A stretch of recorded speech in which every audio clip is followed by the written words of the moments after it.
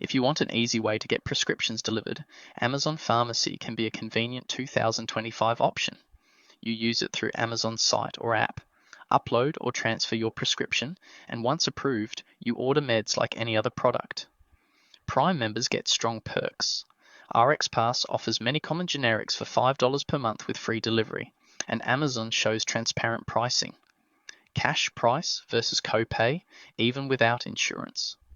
Delivery is generally fast, often 2-day Prime or standard 4 to 5 days, and eligible prescriptions can be set to automatic refills.